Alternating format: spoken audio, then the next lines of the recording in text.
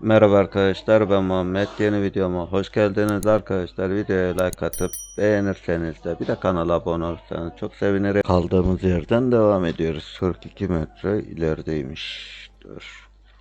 Belli ki aşağı ineceğiz.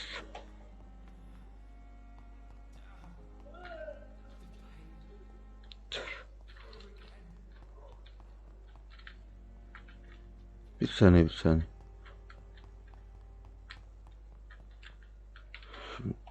Good evening, sir. Unless you're here to fix my face. No. I don't think you can help. I'm Dr. Reed. I've recently taken the position of head surgeon here. War. You guessed right, Doctor. German shell took my pretty... O dur bırak lan, adamı bırak oğlum, cezbetme dur lan. Dur tamam, bırak bir adamı bırak adamı bırak. Heh. Şimdi adamla bir daha konuşacağız.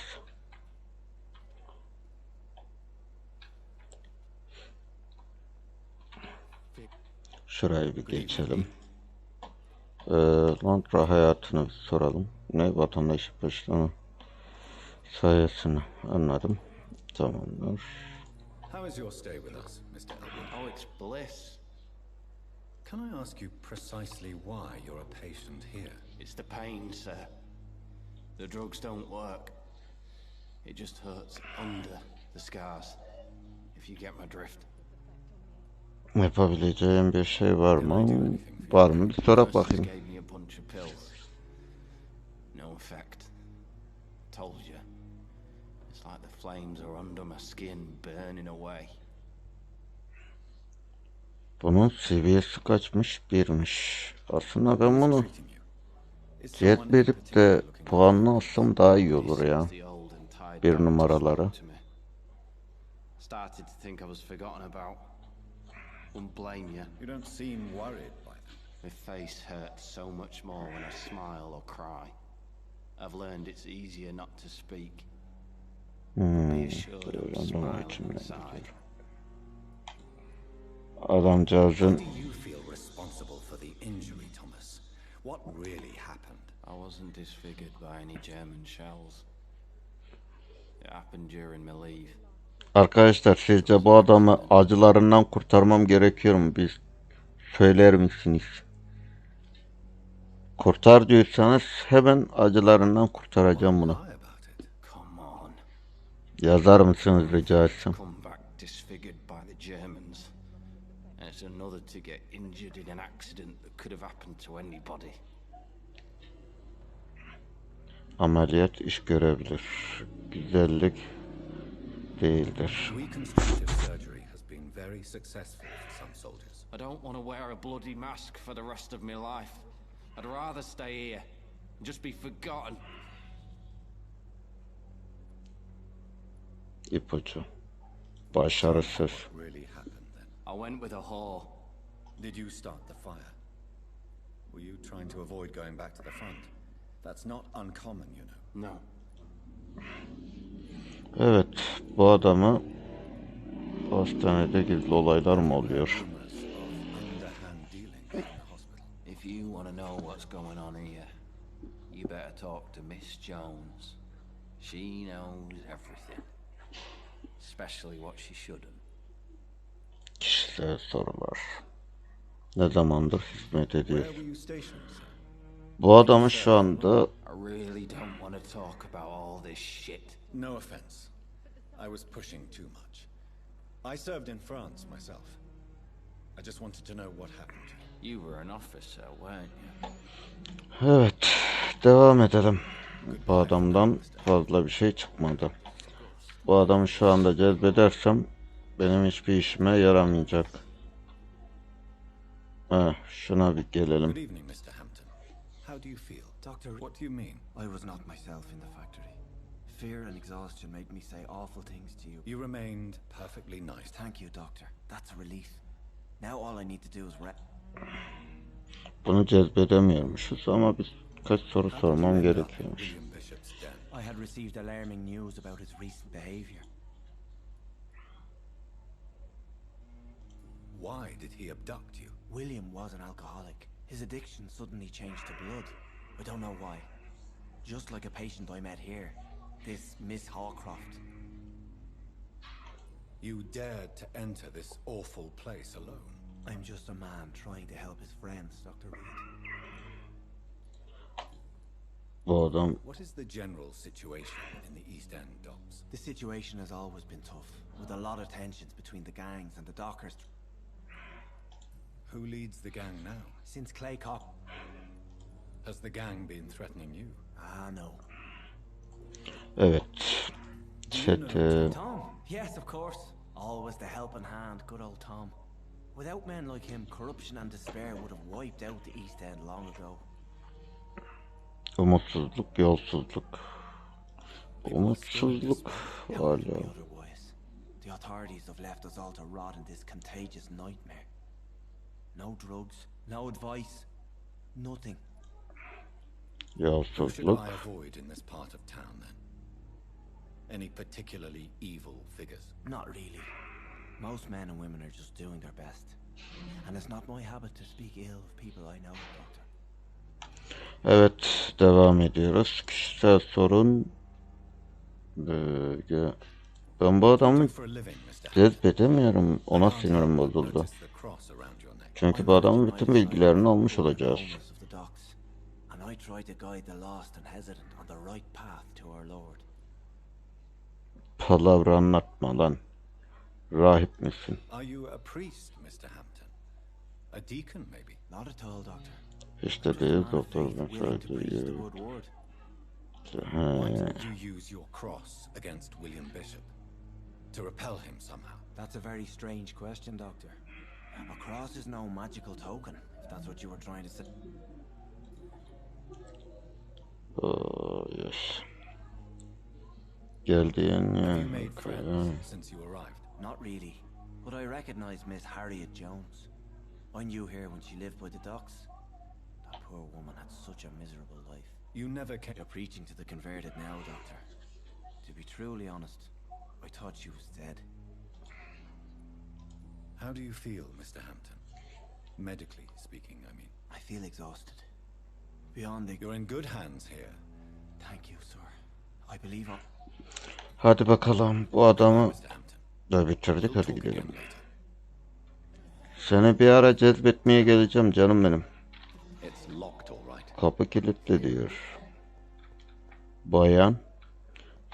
Dur bir saniye bayan. Sarımsak ve kazık kullanımı hakkında. İyi Allah kabul etsin. Evet nereye gidiyordum lan ben? Bana unutturdular yeminle unuttular ya.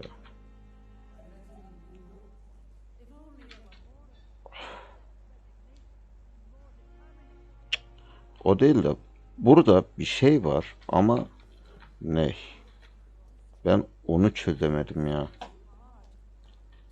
Benim şu anda evet. Şununla konuşmam gerekiyor. The flu took my dear wife, Emily. I take comfort knowing that soon Garip bir şey. Mr. Rainfield, that's no way to talk. You're in good hands here, and we'll be up again soon enough.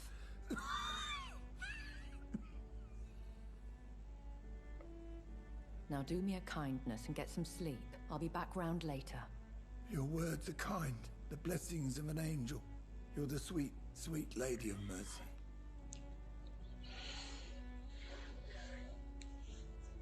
Dr. Reed. Good evening, Dr. Reed. It's a pleasure to see you again. You seem surprised. Dr. Swansea has brought me up to speed concerning your recent appointment to Pembroke Hospital. You're a vamp. The lady who saved me that night, before vanishing into thin air. I remember you from the pub with Dr. Swansea.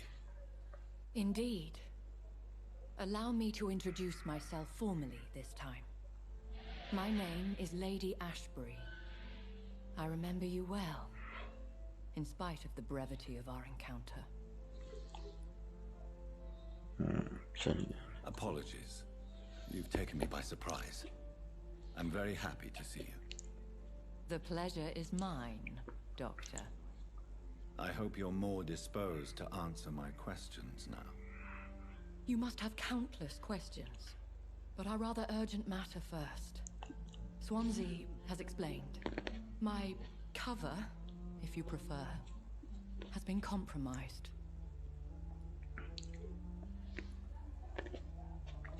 Have any of the patients given you trouble? These poor... The world would be a better place if it were cared for by women like you. You make me blush. I am simply a necessary evil. Pardon my boldness, your ladyship, but I have questions concerning this condition we share.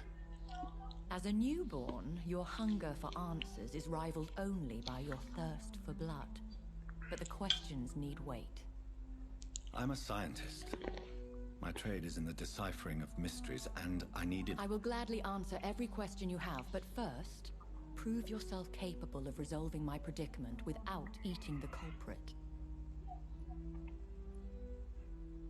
Dr. Swansea has commissioned me to be your agent in this matter. You could start by explaining what's amiss.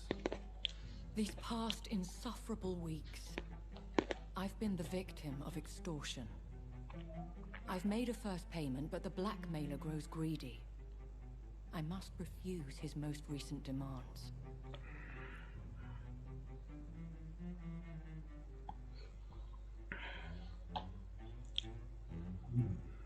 Benden ne Your istiyorsun? expectations. Please be precise. As the newly appointed surgeon of this hospital, you are in an excellent position to ask innocent questions and deftly learn the identity of my blackmailer. Who would be so foolish as to threaten you? A kindred spirit. Even if it were the case, and I highly doubt it, a vampire would have asked for something more valuable than money. My suspicions lean toward a patient or their family. If we're dealing with an ordinary criminal, surely you've the means to deal with it yourself, if I may. As immortal tradition doth dictate, all fangs and hypnotic eyes ablaze, the blood would run like a river. That's what I hope to avoid. Violence has a tendency to spiral out of control. Please Lütfen continue. devam et. Every detail is essential. I'm your man. My embarrassment in this matter is eclipsed only by my shame at having put the hospital at risk. The threat from our anonymous scoundrel is clear. A list of dates. My visits coinciding with the dates of suspicious patient deaths due to massive blood loss.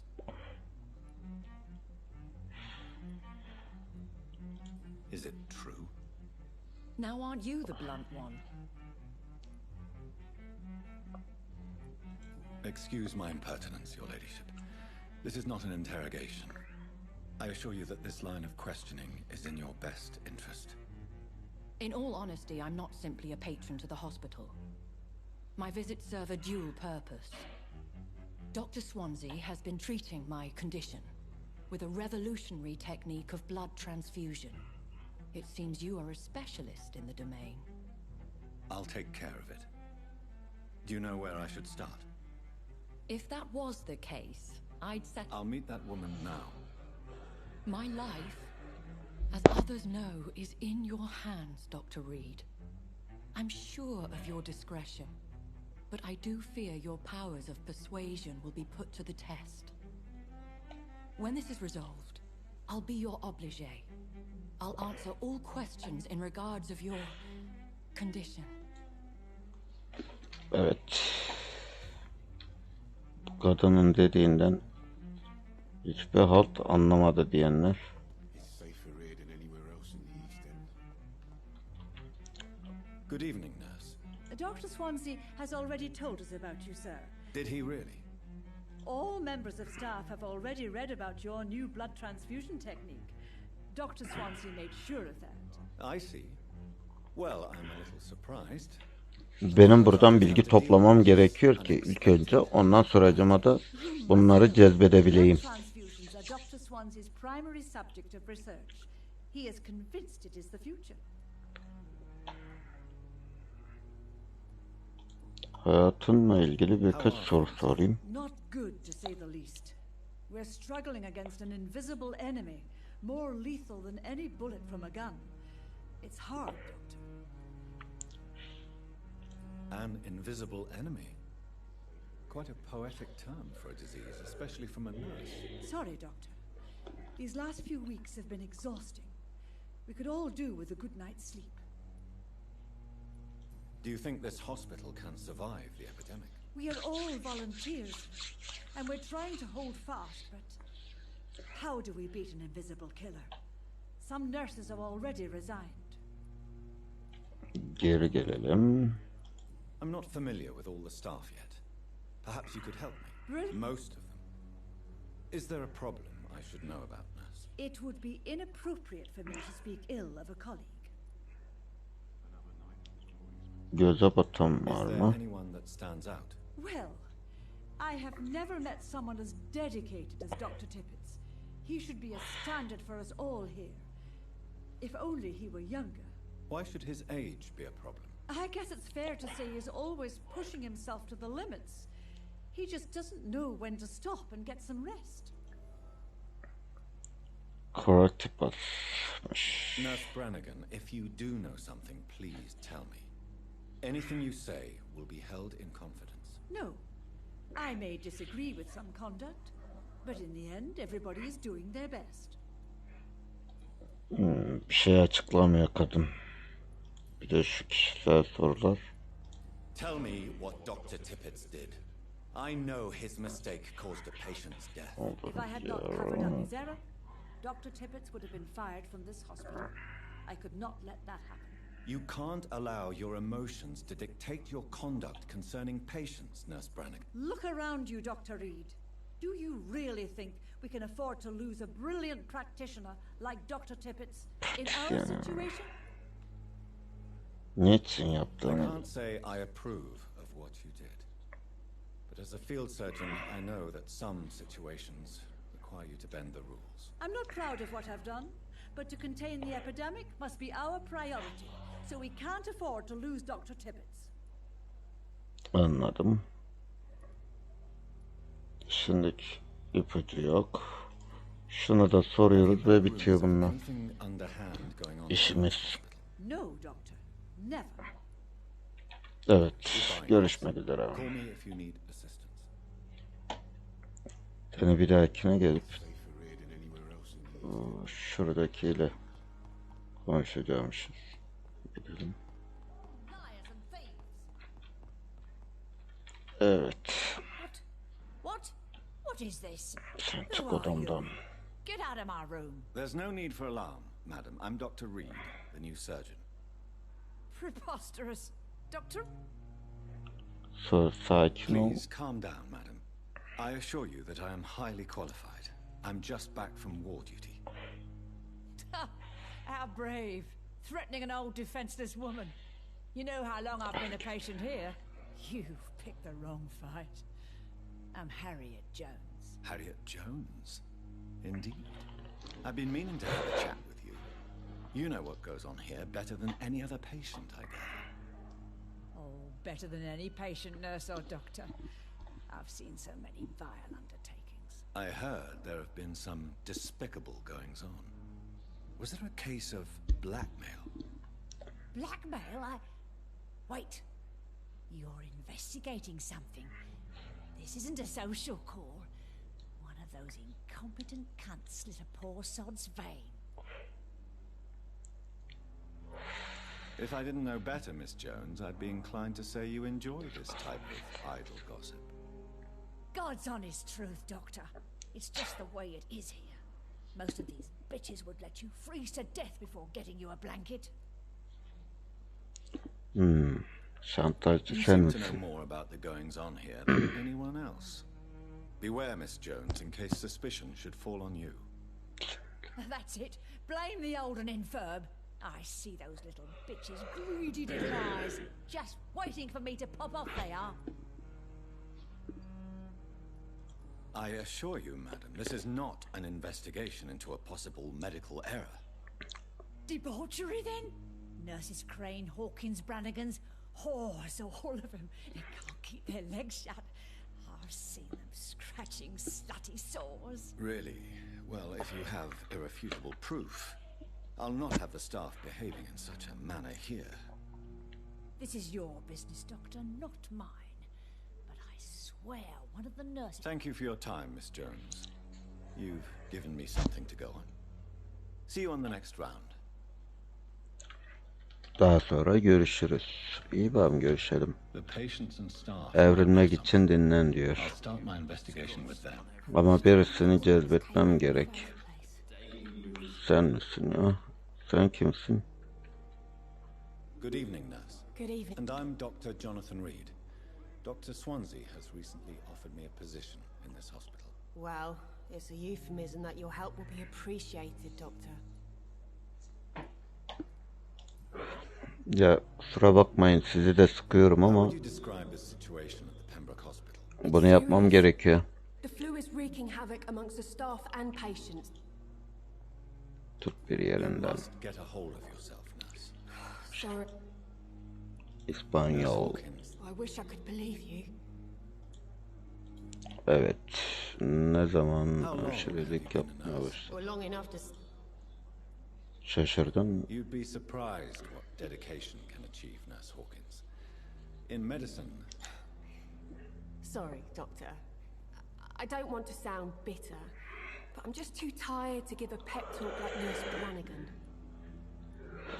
how is the Pembroke staff coping with the epidemic? Well, not well.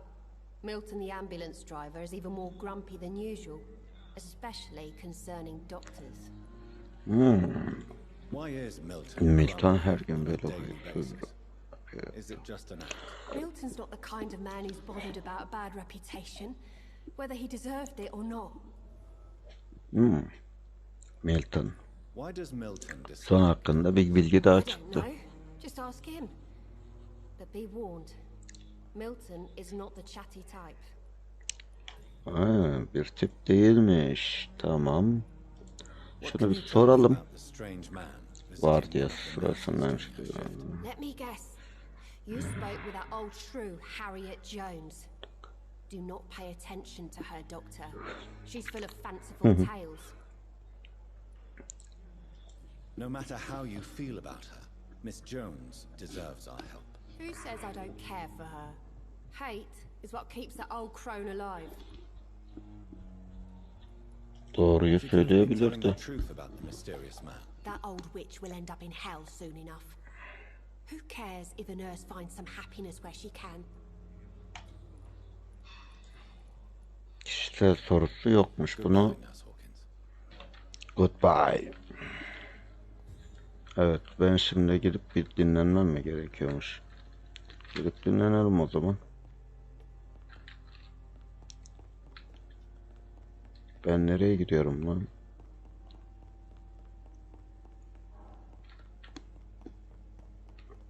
Evrimleşmem gerekiyormuş. Evrimleşmek için de dur bir saniye, şununla da bir konuşalım da ondan sonra gidelim bari.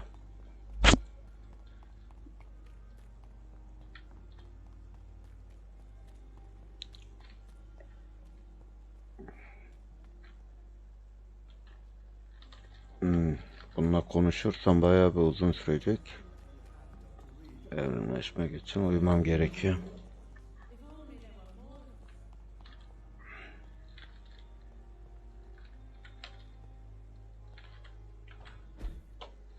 Evet. Şuradan ilk önce bir ne toplamışız ona bir bakalım.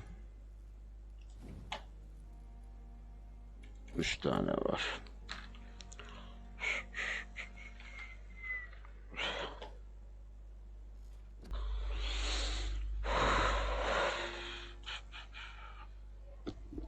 Hızlı yenilenmeyi de yapmam gerekiyor ki daha iyi bir şekilde olsun diye.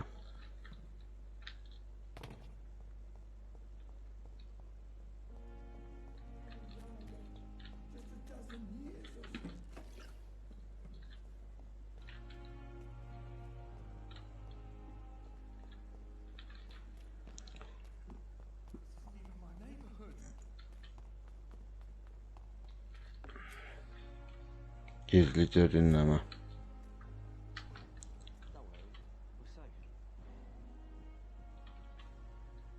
You're sure you don't come back with me? Nah, I ought to see someone at the hospital. Be careful. You look so bad they may keep you as a patient. Fuck 'em. I don't like hospitals or doctors. Well then, when you go back to Whitechapel, you may find this useful. What is it? A pass for a free medical exam by the best nurse available. Just read it. I don't read well, but thank you, I guess.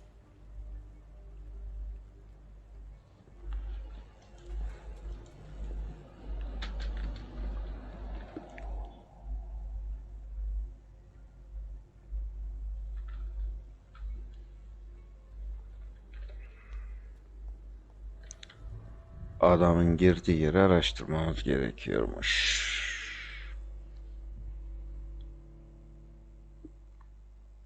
Hoş geldiniz.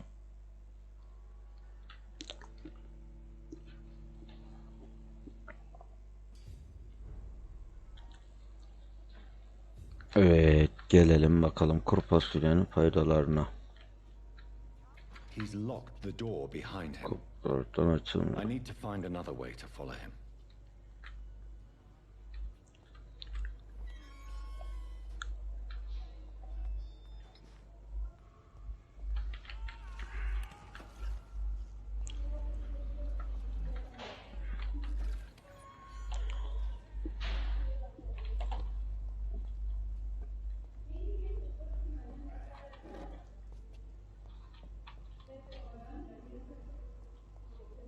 This man has been savagely attacked and dragged to the floor.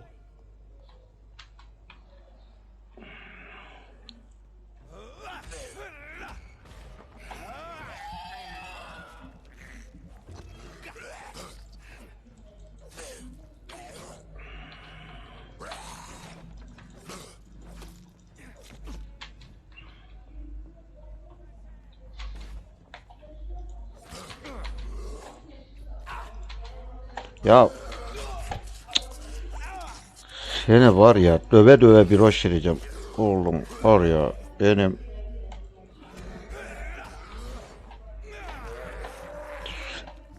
bak ben arkadaşım ısırırken hoppa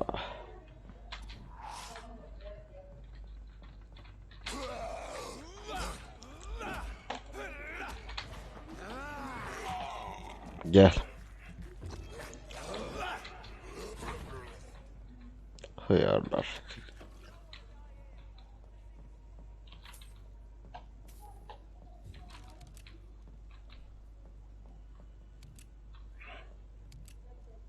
Şurada loot var mıydı?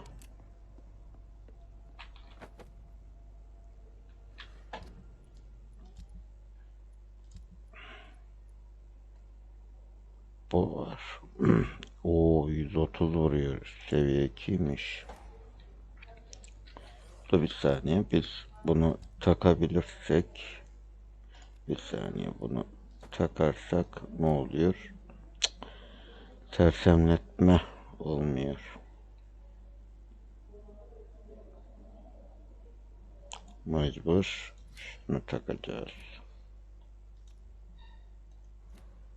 Ve şuraya da şunu.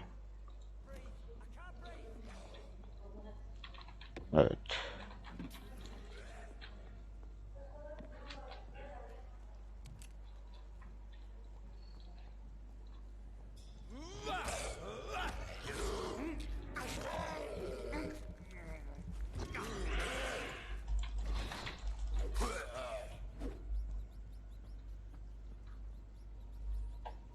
Dr. Reed.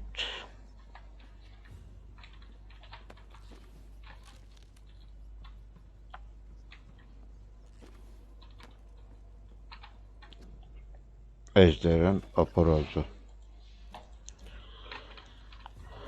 Evet, şimdi buradan nereye gidiyoruz?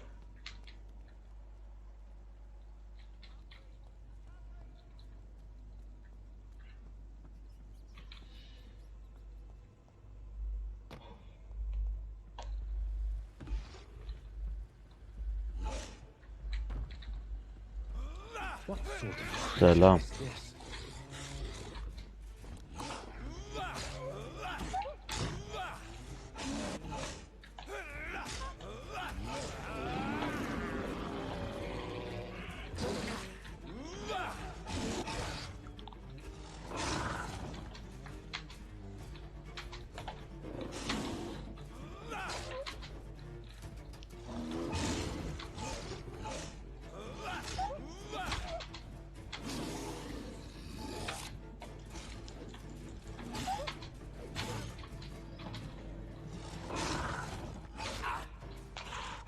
Ya vurma itoli it. Ne vuruyorsun?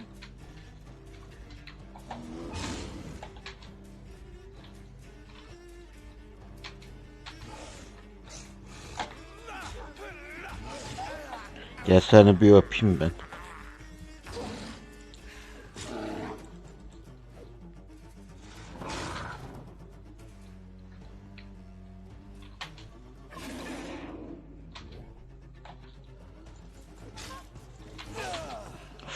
Oo, nasıl vuruyor? İte bak hadi.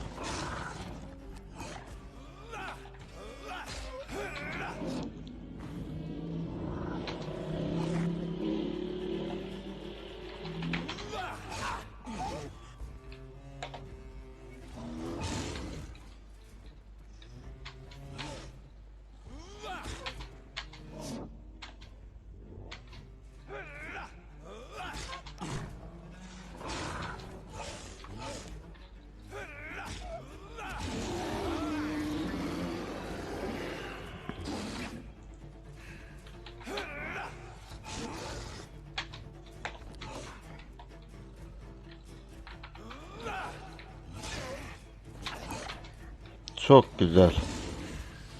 Koyar ya.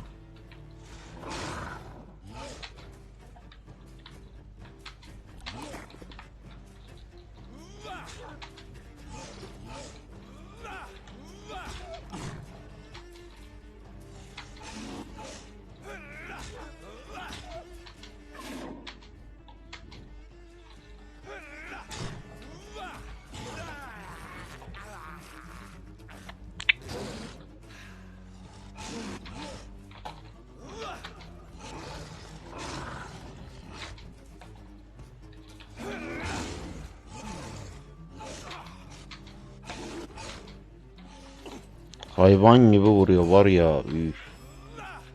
Ya hele şöyle bir.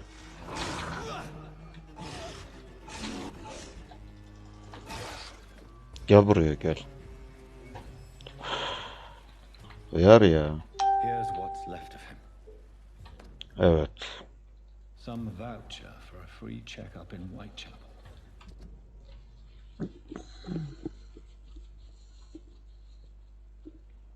Şantaj diyor. Evet. Üçüncü yer. Bölüm beyazlık önlük What is demiş. Nurse Crane up to?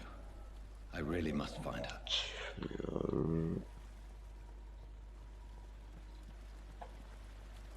Buradan alacağımızı aldık.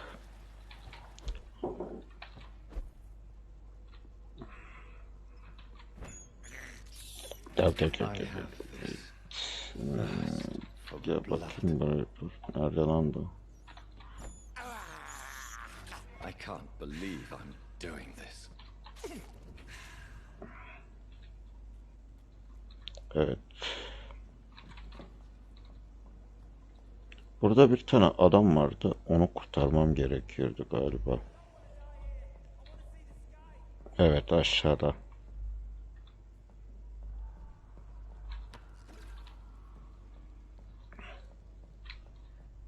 Şurada mıydı?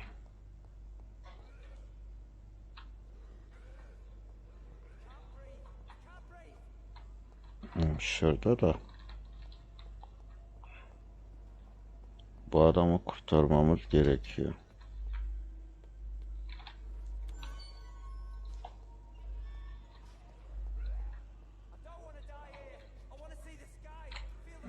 Aşağıda. Ben yanlış mı geldim? Ulan bağırma, geliyorum işte seni kurtarmaya. da. Şuradan mı gideceğiz? Evet, buradan gideceğiz. Geliyorum, patlama hıyar.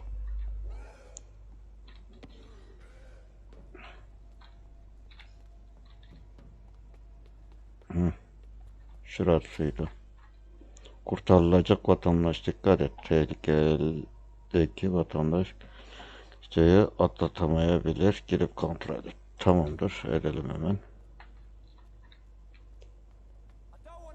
Aşağı. Siz ne yapıyorsunuz lan burada? Ha? Ne yapıyorsunuz oğlum siz burada lan? Gel bakayım.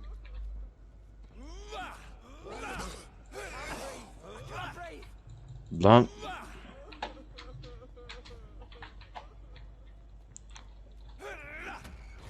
Gel seni bir öpeyim lan.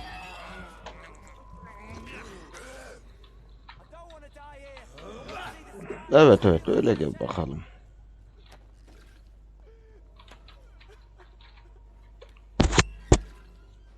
Ha, bunu cezbetmemiştim.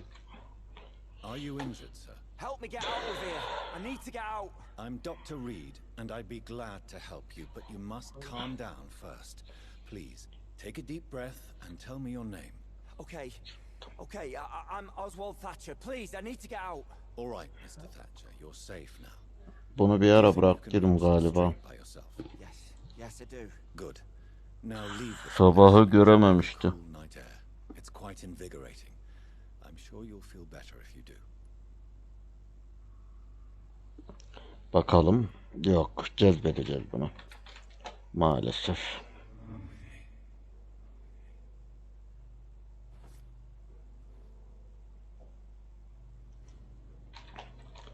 Evet.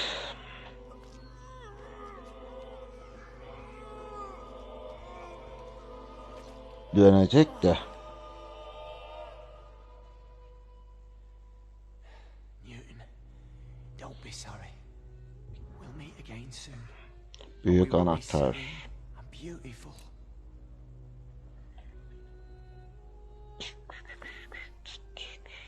Tamamdır.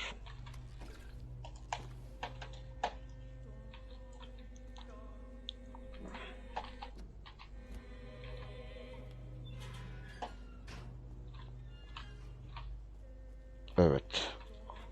Adamı kurtardık.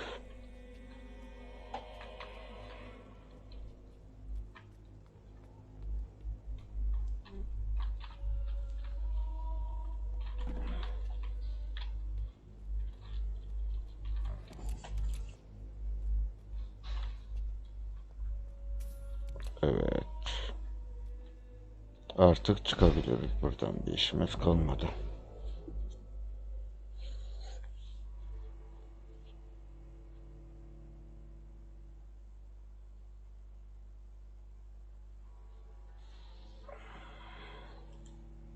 Anladık.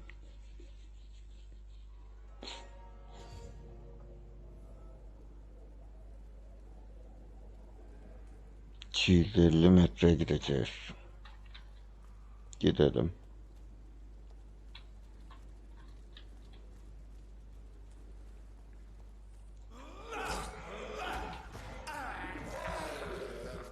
Gel seni bir öpem, ben öptüm. Hadi gidelim. Arkadaş bir öptüğümüze göre gidebiliriz. Allah'ım. Lan vurma, dur oğlum dur.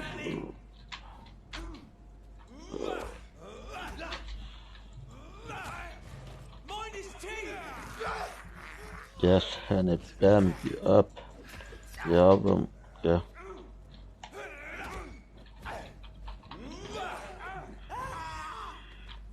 Tıva.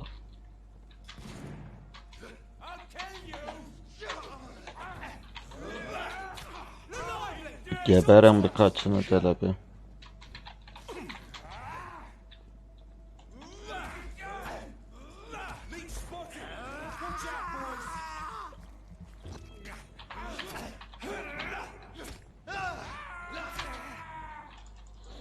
Sen bana iyice vur ha.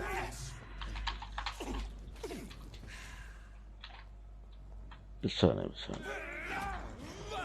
Gel bakalım sen bir. Sen bana niye vuruyorsun? Ha? Niye vuruyorsun lan? Niye vuruyorsun? Oğlum şimdi.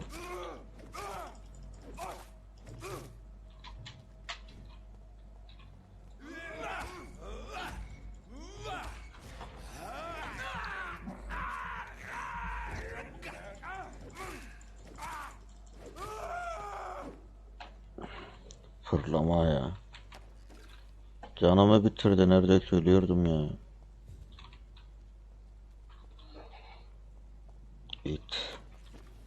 Başka loot yok mu burada? Yokmuş. Hadi gidelim. Şurada ne var? Oh. Lootlara bak sen. Bu oyunda en önemli şey loot. Burayı temizleyeyim mi gideyim mi diyeceğim de. Buradan gideceğiz mecbur.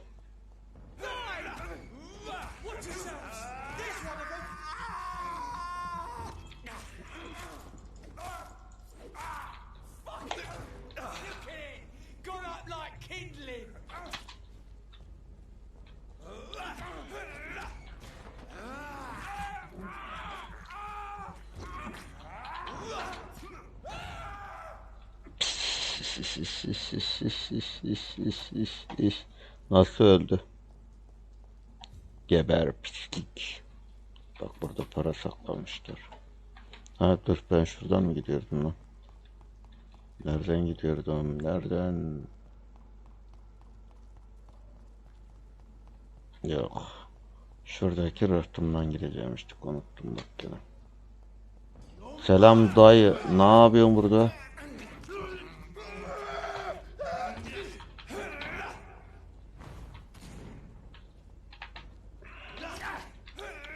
Seni ben gene mi öpeyim? Yani bunu mu istiyorsun sen?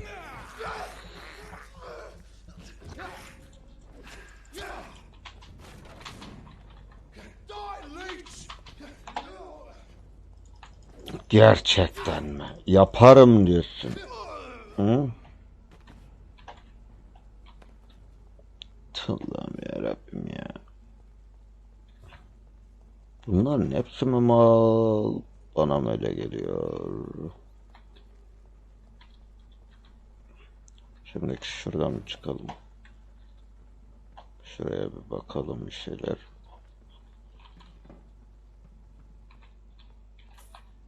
Para. Buradan da bir şeyler aldık. Su kapalı. Evet. Şu karşıya doğru bir adım atalım.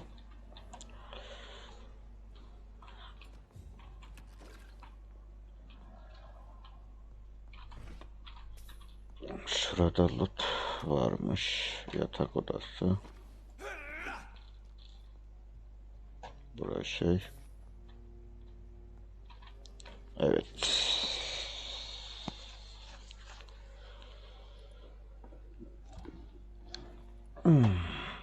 Biz belli ki bunu kullanacağız da. Oo. Neyse.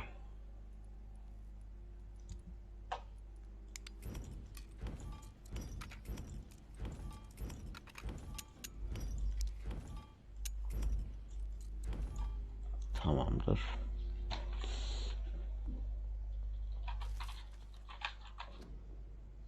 Vampir Derneği. Vay be, Vampir Derneği de kurmuşlar. Burası. Aa, şurada lot var diyor bana. Anladım. Bir de bu yiyelim.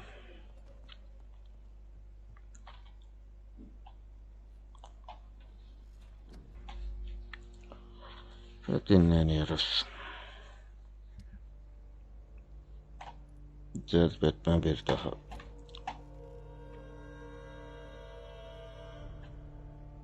Semt stabilmiş.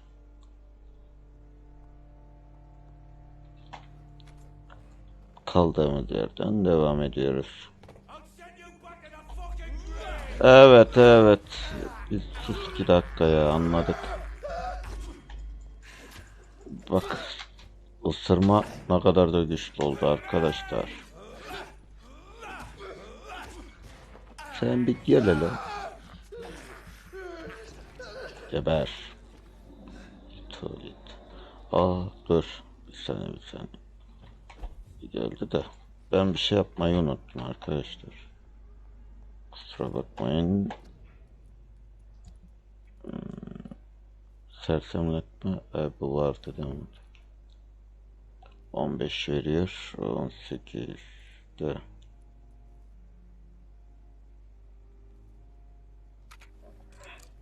Bence bu kadarlık şeyden bir şey olmaz diye düşünüyorum. Gidelim.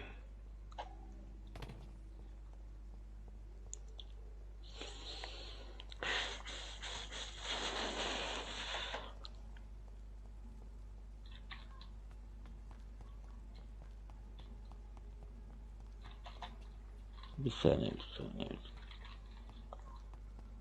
Şimdi diyeceksiniz ki arkadaşlar niye bu kadar loot'un peşinde koşuyorsun? Ama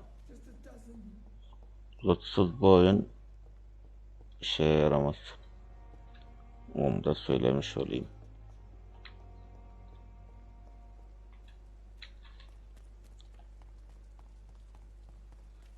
Her yerde loot buldunuz muydu? Loot'a yapışacaksınız ki oyundan bir zevk alabilirsiniz.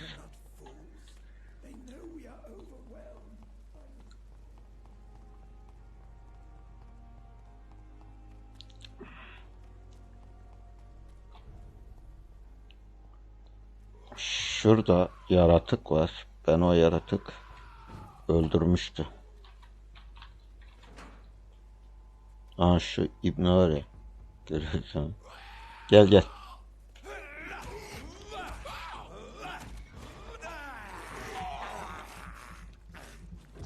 Adam bir vuruyor.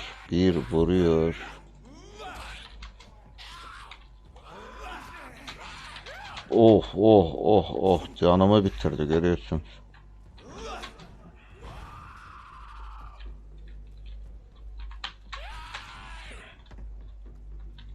Gel.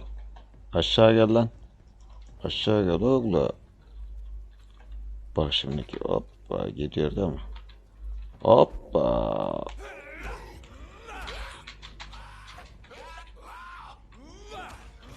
Gel buraya.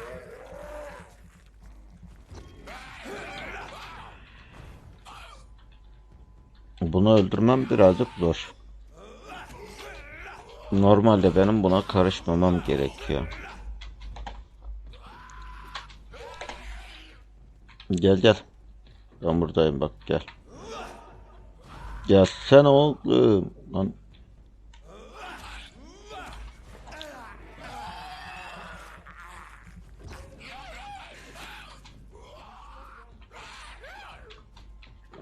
Adamın 2 vuruşu var ya, beni bitiriyor ya. Ah, Allah belanı versin senin. Gel lan buraya.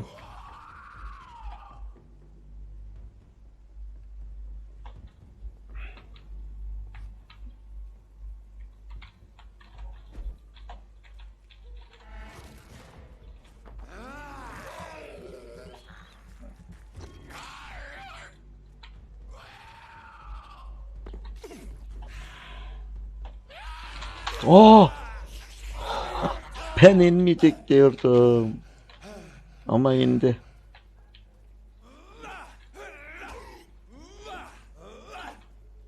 Hı. Şimdi senin ananı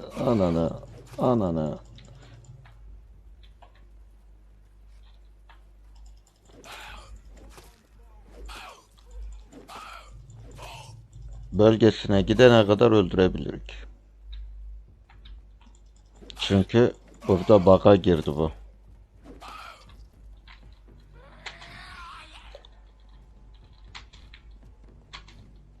Buraya girmesi yasak ya.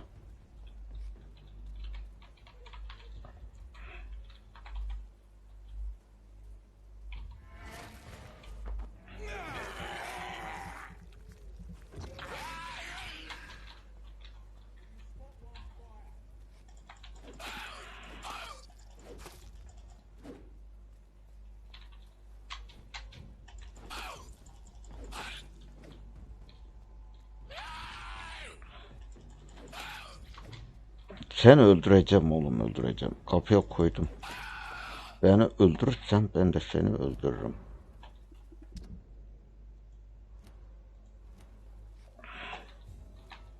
Sinirimi bozduk ya.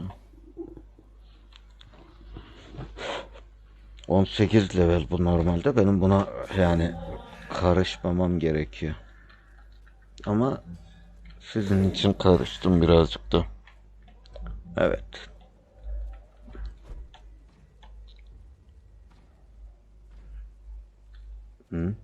Burası nere? Ben burayı bilmiyorum ha. Burası nereymiş lan?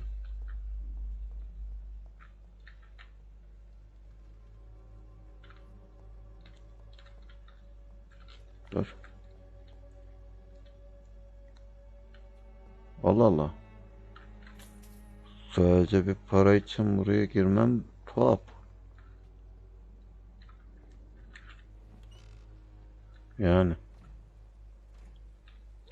Ben buraya ilk defa giriyorum neredeyse arkadaşlar.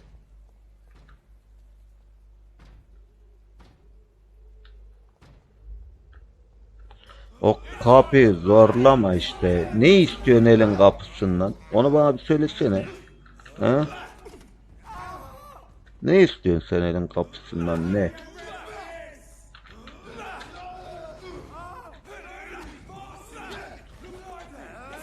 Ne istiyorsun sen elin kapısından? Bir geber. Evet, sen mi kaldın?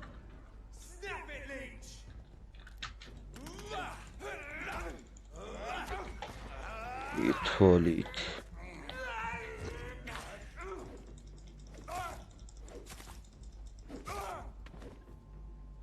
Ne istiyorsun elin kapısından?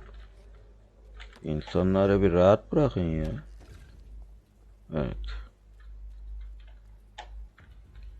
Şu oyunda bir kere daha oynadığımda her şeyi anladım. Bir tane çocuk sesi vardı. Bir türlü onu anlayamadım gitti ya. Vallahi bak. Her şeyi anlardım ama o çocuk sesinin nereden geldiğini bu oyunda bir türlü bulamadım.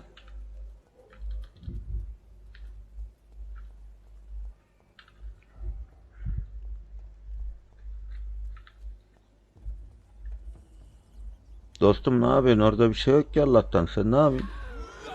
Ha? Ne yapıyorsun orada? Merak ettim yani.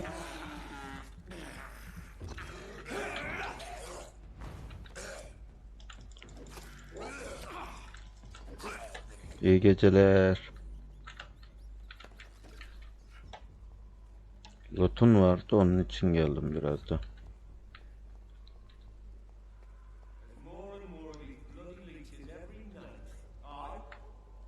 Evet.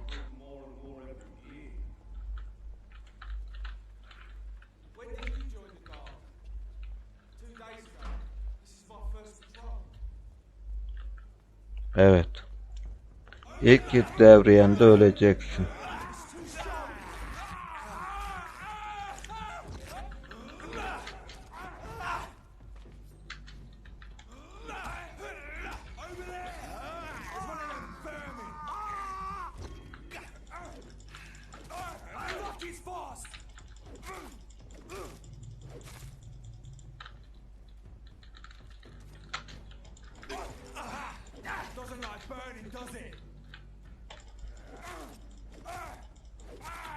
Sen bir öl.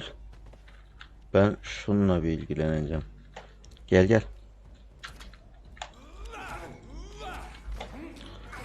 Sen niye arkadan sıkıyorsun lan hep? İt oldu. İt. Benim olsa bunun içine diyorum. İt ya.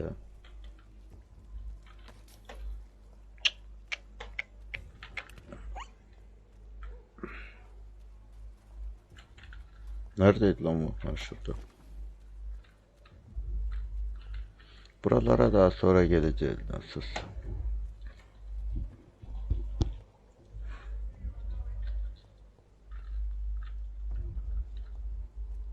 Evet.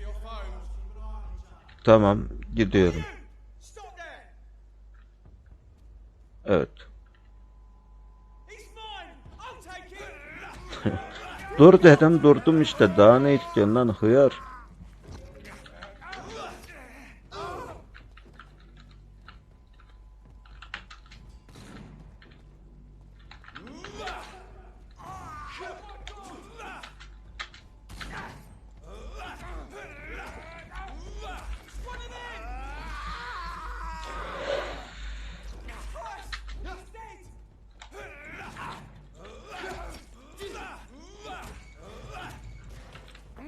Birinizi emeceğim, ondan sonra da öbürünüzü.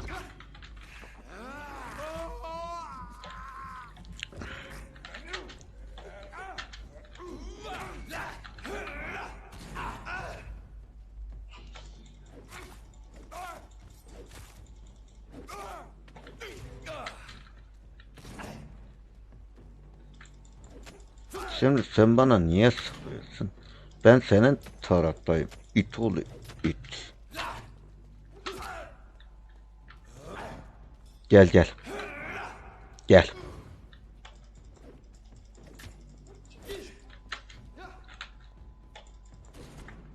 Lan.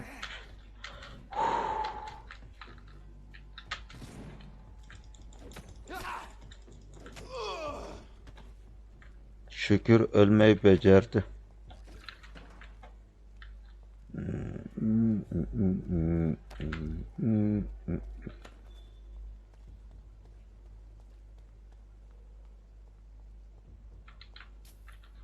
Ya bir yerde loot var mı? Evet. Buradan mı gidiyorduk? Unlock.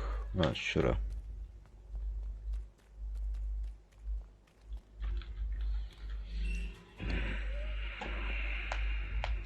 Whitechapel. This neighborhood is linked Sığınak. somehow to the kind. Lady Ashbury's blackmail. First, let's find this Petrescu fellow. Şuraymış sığınak.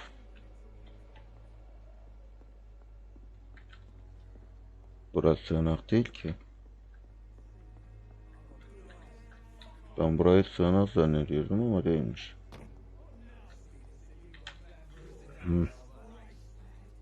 Şu iti biz...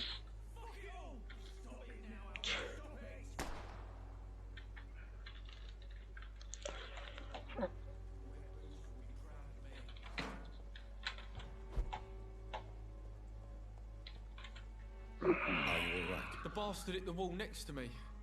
I don't even know if he meant to miss. If you've been hurt, I can help you. I'm a doctor. Name's Albert. Remember it.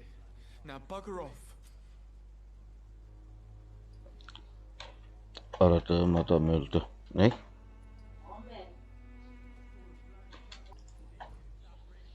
What happened?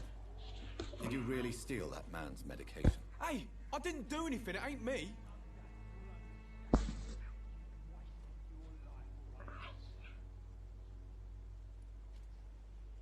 All right. Perhaps the poor drunk just confused you with someone else. Sod off, mister. You ain't got no clue what's going on here. Bastards, I said sod. Seni cezbetmem mi gerekiyormuş? Ben onu anlayamadım bir türlü. Do you know Nurse Dorothy Crane from the Pembroke Hospital? Never heard of her. Hiç duymadım diyor. I found the recruiter you were expecting. He's dead, but he carried a note. The Wet Boot Boys have accepted your application. I knew it! I told you. Risklerin farkındasın. This note was found on a dead man. Evet. Görüşmek üzere. I'm not dying some piss stinking alley reeking worse than a week old lamb. From the sick and What? Shooting a boy in the middle of the street. Not the best thing to do, wouldn't you say? What? You saw what happened? Who are you? I'm Dr. Reed, and I'd like to ask you a few questions, if you promise me to set your gun aside. No. Look, I'm not a violent man. I'm Benjamin Palmer, doctor. And no one can help me. Not even you. Londra'daki hayatım. Bana buradan bahset. Nothing to say, really. This is where I used to live, and this is where I live now.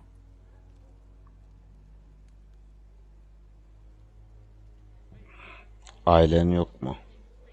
Önceden daha iyi bir hayatın olduğunu mu söylüyorsun? You don't have anywhere to go. No family that would welcome you. Not since the death of my wife, Albert's mother. She was sick, you see. Long before the flu and all this shit. You mean you used to have a better life? Yeah, I had a wife, a home, and a job. I even used to have a name. Now I'm just Ben. Ben the Tramp. Güzel. Perhaps you could focus for a moment and tell me your troubles. I'm sick, broke, and my son. Adam parasızmış. Ben bunun ikisini cezbetsem ne olur? Ben onu düşünüyorum. Really? Word is she ain't real. She's a cover for some doc. Bana savaştan çocuğu kanka bin fazla hak ettirecek bir şey ya. Kafadan hasta. Kafadan hastaymış. It was the war, wasn't it? Your nerves are shot, aren't they? I need some answers, Private. The doctors called me a liar. It's a pity. Now only the pills stop me thinking about this shit. Benjamin Palmen. Ben bunu cezbetsem kaç veriyor? You don't seem well, Benjamin.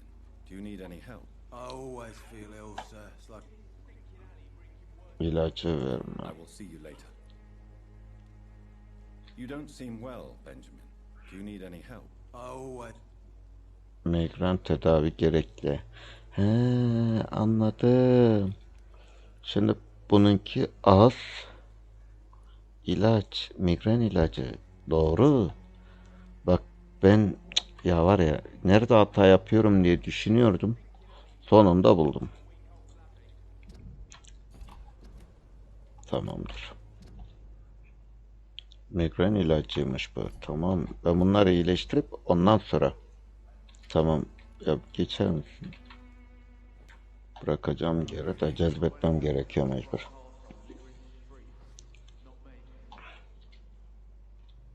Bırak. Hadi eyvallah. Görüşürüz dostum. Beni bir salar mısın? Tamam. Hı, tamam. Ben nereye gidiyordum? 61 metre.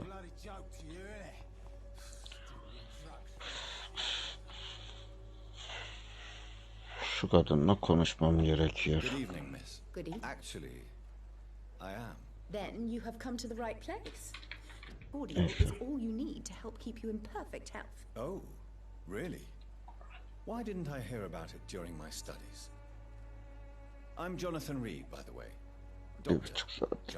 Ah, my brother has spoken of your research, sir. I'm çok sıkıcı bir şeylerin de tabii ki. Tell me, who intrigues you most in Whitechapel? The region itself is What do you think of the locals? Is there anyone I should avoid? Cadogan Bates, without a doubt. The bloody bastard remorselessly Ya boy, küfretme lan. Hıyar. Ceza yiyeceğim senin yüzünden ya. Manyağa bak. Do you know? I don't like to talk about competition. Competition? Never met her, but it seems she provides some sort of medical care to the poor. Alışveriş olarak ne vardı bunda?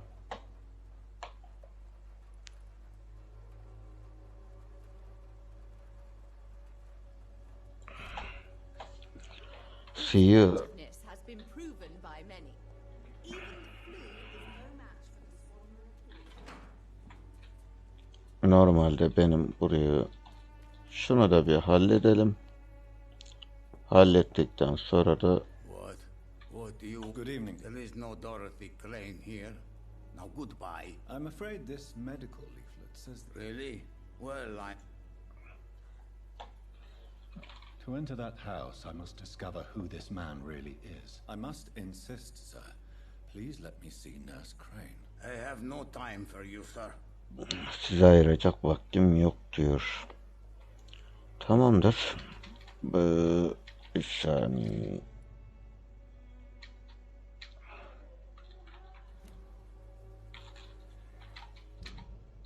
Evet. Şuraya gidiyoruz. Şurası mıydı?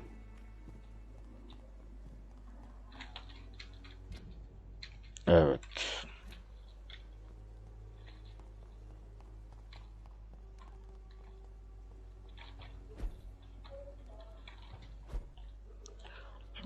It's locked. Burası kilitli.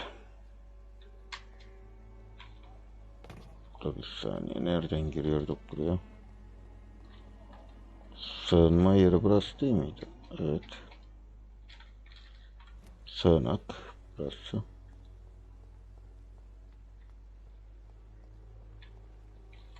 Evet.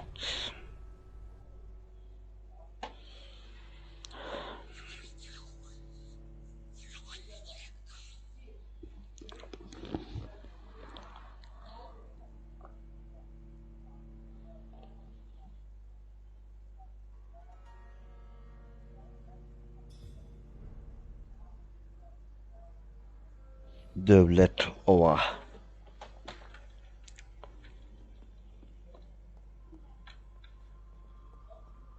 Evet, burası bir sığınakmış. O yüzük bulduk, tabaka bulduk. Bu. Bunda da aynısını bulduk. Burada da güzel şeyler bulduk. Aa.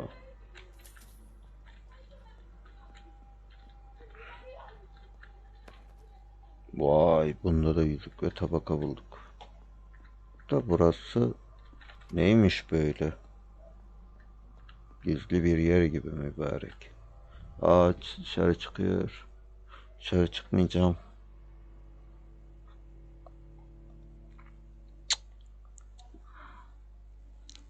Duydum ki unutmuşsun. Gözlerimin rengini. Duydum ki unutmuşsun. What? Şuraya geri çıkacağız da. Bir saniye. Yüzük ve tabaka bulduk. Normalde what?